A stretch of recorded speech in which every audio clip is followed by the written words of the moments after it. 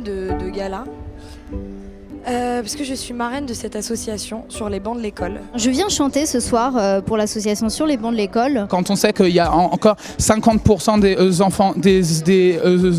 enfants autistes qui ne sont ni pris en charge par des institutions ni scolarisés, on se dit que vraiment il est temps que les choses puissent bouger. C'est vrai qu'on a tendance à pas trop savoir ce que sont les enfants autistes et on a tendance presque à l'utiliser dans le langage courant pour dénigrer certaines personnes, ouais c'est un autiste.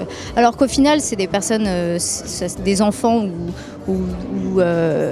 qui peuvent avoir des rapports très normaux, qui peuvent apprendre plein de choses, qui sont pas moins intelligents que d'autres, c'est simplement c'est un trouble.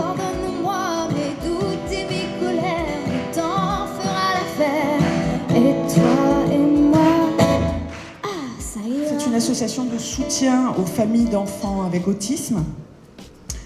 Vous savez que je suis particulièrement concernée par ce handicap. Avec mon époux, nous avons 3 enfants avec autisme qui ont eu beaucoup de chance, c'est-à-dire que, et si je dis ça, c'est parce que c'est pas le cas pour tous les enfants en France. Ils ont eu beaucoup de chance parce qu'ils ont eu des parents qui avaient les moyens de financer leur prise en charge des soins et une scolarisation en milieu ordinaire qui les a fait progresser de manière inouïe à tel point qu'aujourd'hui on a notre aîné qui est en 3e en collège avec tous les autres collégiens et qui se débrouille très bien.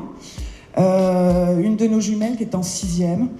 Enfin voilà, tout ça pour vous dire que ce qu'on fait, c'est ce qu'il faut faire. Anne, quand elle m'a parlé de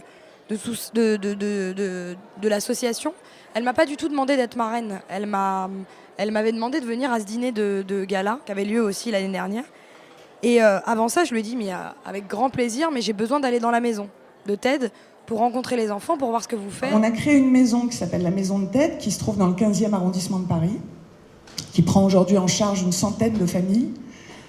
Alors c'est beaucoup, 100 familles, mais c'est le cas, c'est-à-dire qu'il y a tellement peu d'endroits que les gens affluent dans les rares endroits où on peut s'occuper d'eux de manière adaptée. J'ai dit à Anne, j'aimerais bien être marraine de cette association, je sais pas, c'était pas pour être marraine, parce que je le sois ou pas, je suis accompagnée de Jean Humbert, d'Harry Habitant, de Kamel le magicien qui sont là aujourd'hui, et ils sont pas, c'est pas des parrains ou des marraines, mais voilà, ils sont là aussi. J'avais besoin d'acter un truc dans ma tête, mais d'acter un truc parce que j'ai vu ces enfants et que je me suis dit, ouais, mais j'aimerais tellement en faire plus.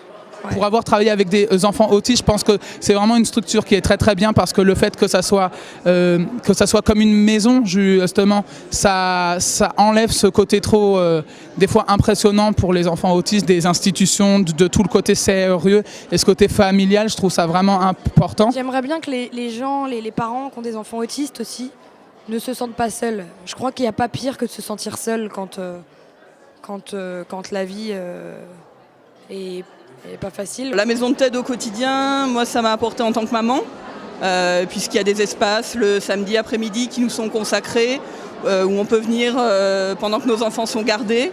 Ils sont pris en charge par des bénévoles, par des professionnels. Et on a des espaces de discussion, d'échange entre nous pour raconter nos parcours, nos difficultés, ce qui nous a amenés ici. Et puis on a quand même des partenaires, des professionnels partenaires de l'association qui sont extraordinaires, qui ont un cœur énorme, qui nous donnent beaucoup de conseils, qui prennent le temps. Et ça c'est vraiment quelque chose d'exceptionnel parce qu'en libéral, dans des cabinets privés, je ne pense pas qu'on puisse avoir ce genre de prestations honnêtement. Donc est-ce qu'on en parle assez? Non. Est-ce qu'on fait assez? Non. Est-ce qu'il y a la place pour une action publique, ministérielle et à côté des actions associatives? Je pense qu'il est là le bon équilibre parce que ce que font les militants associatifs, ce que font les bénévoles, c'est vraiment donner ce sur-mesure et cette écoute.